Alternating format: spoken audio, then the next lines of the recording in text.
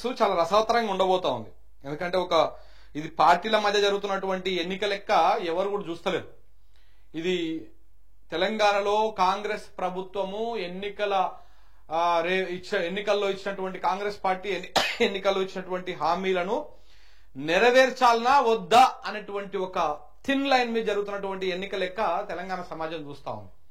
అంటే కాంగ్రెస్ పార్టీ జూబ్లీహిల్స్ లో గెలిచిందనుకో, ఎన్నికల్లో ఇచ్చినటువంటి హామీలు ఏవి నెరవేర్చకపోయినా కాంగ్రెస్ పార్టీ గెలుస్తుందంటే ఇంకా నెరవేర్చాల్సినటువంటి అవసరం లేదు అని చెప్పేసి తెలంగాణ ప్రజలు జూబ్లీహిల్స్ ఎన్నికల రూపంలో చెప్పినట్టు. ఎందుకంటే ఇక్కడ ఏవి కూడా వాళ్ళు చెప్పినటువంటి ఏ హామీ కూడా పూర్తి స్థాయిలో నెరవేరలేదు. పూర్తి స్థాయిలో కాదు, ఎక్కడ కూడా నెరవేరి దాఖలేదు. ఒక ఫ్రీ బస్సు, ఒక ఉచిత బస్సు తప్ప 6 గ్యారంటీలలో ఏది నెరవేరలేదు. ఇది అదే జూబ్లీహిల్స్ పరిధిలో చాలా మందికి ఉచిత కరెంటు లేదు, చాలా మందికి 500 రూపాయల గ్యాస్ సిలిండర్ లేదు, చాలా మందికి ఎవరికి కూడా ఏది లేదు. రాష్ట్ర వ్యాప్తంగా ఎక్కడ కూడా పింఛన్ పెరగలేదు. ఏ అమరవీరుల కుటుంబాలకు భూములు ఇవ్వలేదు, పింఛన్ ఇవ్వలేదు, ఏది ఇవ్వలేదు. కాబట్టి మరి రేపు ఎవరు గెలవబోతున్నారు అనేది కొంత ఆసక్తికరంగా మారింది. ఇక్కడ ఇప్పుడు నిరుద్యోగులు వీళ్ళు కూడా పోటీ చేస్తారంట. సో ఇక్కడ ఇప్పుడు ముందుగా చరిక మహేష్, సో ఇట్లా బీఆర్ఎస్ పార్టీలో కొంతమంది జాయిన్ అయినారు. ఇగో వీళ్ళందరూ జాయిన్ అయినారు. ఆ సందర్భంగా ఏం చేసిన కాంగ్రెస్ వాళ్ళు అంటే ఒకటి మాత్రం చేసారు. ఒక కొత్త ఇల్లు కట్టలే, ఒక ఇటుక పెట్టలే, హైదరాబాద్ లో కనీసం పొక్కలు కూడా ఉడుస్తలేరు రోడ్ల మీద. కానీ ఒక్కటి మాత్రం కొత్తగా చేస్తున్నాడు. ఏం చేస్తున్నాడు? గరీబోళ్ళ ఇండ్లు ఎక్కడుంటే అక్కడికి మాత్రం బుల్డోజర్ మాత్రం పంపిస్తున్నాడు. హైడ్రా అని చెప్పి కొత్త దుకాణం పెట్టి కొత్త ఇల్లు కట్టింది లేదు, ఒక పట్టా ఇచ్చింది లేదు. ఉన్న ఇల్లు కూలగొట్టుట్లో మాత్రం ఫస్ట్ ఉన్నాడు, ఇల్లు మాత్రం కూలగొడతా ఉన్నాడు. జూబ్లీహిల్స్ వాళ్ళు, షేక్పేట వాళ్ళు ఇలా మీరు చేయవలసిన ఆలోచన ఒక్కటే. మీకు కారు కావాలన్నా బుల్డోజర్ కావాలన్నా ఏదో ఒకటి ఆలోచన చేసుకోండి. మీకు కారు కావాలంటే టీఆర్ఎస్ గెలవాలి, కేసీఆర్ గెలవాలి, గోపీనాథ్ భార్య మాగంటి సునీత నిలబడ్డది, ఆమె గెలవాలి. ఇక మీ ఇంటికి బుల్డోజర్ రావాలి, హైడ్రా రావాలంటే మాత్రం పక్కా మీరేం చేయాలో అది చేయండి. నేనేదో మిమ్మల్ని భయపెట్టడానికి చెప్తలేదు, ఉన్న వాస్తవం చెప్తున్నా. ఉన్న వాస్తవం ఏంది అంటే మీరు ఇప్పుడు ఇక్కడ కాంగ్రెస్ పార్టీకి ఓటేస్తే రేపు మీ ఇంటికి బుల్డోజర్ వస్తుందన్నటువంటి విధంగా బీఆర్ఎస్ వాళ్ళు చెప్తా ఉన్నారు. వాస్తవాన్ని చూస్తే కూడా మొన్న కూడా రీసెంట్ గా కూడా చాలా చోట్లల్లా ఈ ఎవరో గుడిసెలు వేసుకున్నటువంటి వాళ్ళు, లేకపోతే చిన్న చిన్న ఈఎంఐలో ఇండ్లు తీసుకున్నటువంటి వాళ్ళ ఇండ్లను కూలగొట్టింది హైడ్రా.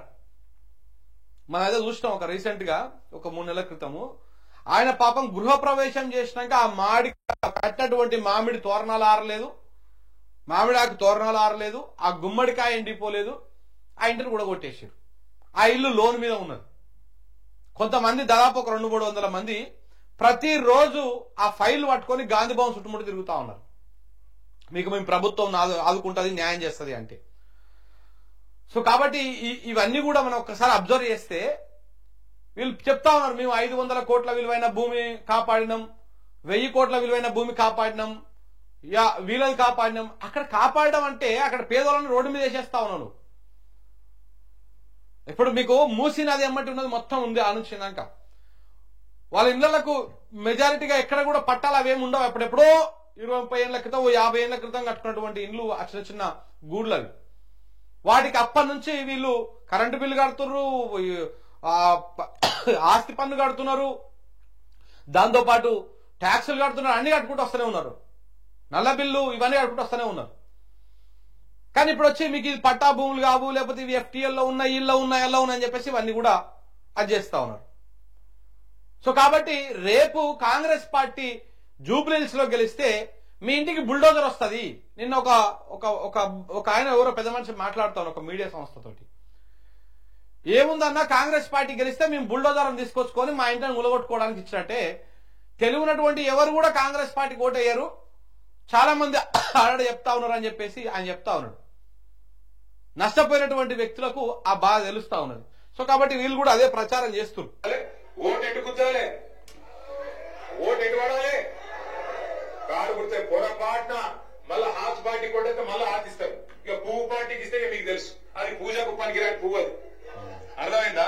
ఆ పువ్వు రాష్ట్రం దివాలా తీసింది, మా రాష్ట్రం క్యాన్సర్ పేషెంట్ అయిపోయింది, మా రాష్ట్రం సంకనా. कल परसों एक देखा था, कोई अच्छा पोटा कोई रील बनाया, हैदराबाद का पोटा कोई जबरदस्त रील बनाया. 2 साल में क्या करे भाई रेवंत రెడ్డి बोल तेरा नाम लिया ఏది కేసీఆర్ చూపెట్టుకుంటా తుజే యాద్ కియా అంటే 2 ఏళ్లు కేసీఆర్ ను యాద్ చేసుకున్నాడు తిట్టుడు ప్రతి స్పీచ్ లో తప్ప పీకిందే ముందు 2 ఏళ్ల కాంగ్రెస్ వాడు. సో ఈ వీడియో బాగా వైరల్ అవుతుందని చెప్తాను. నిజంగా వాస్తవానికి ఈ వీడియో కూడా ఈ 2 ఏళ్లలో కాంగ్రెస్ పార్టీ ఏం చేసిందంటే కేసీఆర్ పేరుని తలుచుకున్నది, కేసీఆర్ తిట్టుడు కార్యక్రమం తప్ప ఇంకా చేసింది ఏం లేదు అని చెప్పేసి వాళ్ళు చెప్తా ఉన్నారు అన్నమాట.